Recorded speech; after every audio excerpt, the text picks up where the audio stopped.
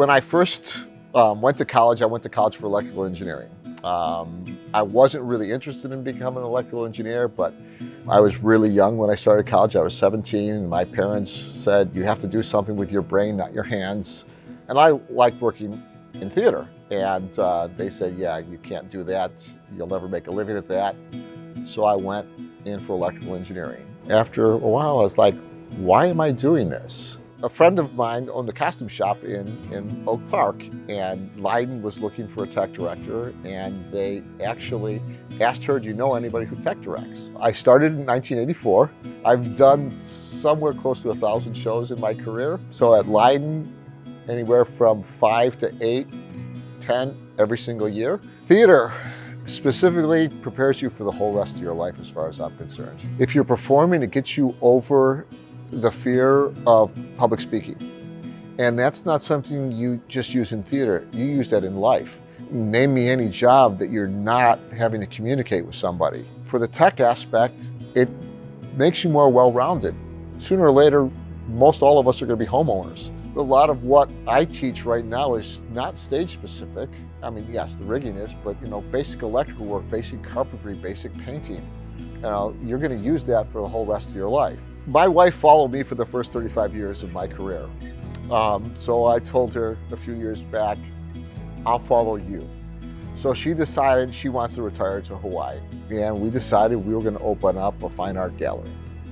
So we partnered with a local artist out in Hawaii. And for the past several months now, I have been flying out there in all my spare time, doing a build out. Why am I still here? You're not the first person to ask that question, and I'm even one of the people who have asked myself that same question. I've never been away from my wife for more than 2 weeks or 3 weeks at a time, and now it's going to be months. The short and simple answer is WAVE. It's our Teatro Leyden production. We won a national award for that program, and with that came a grant of money.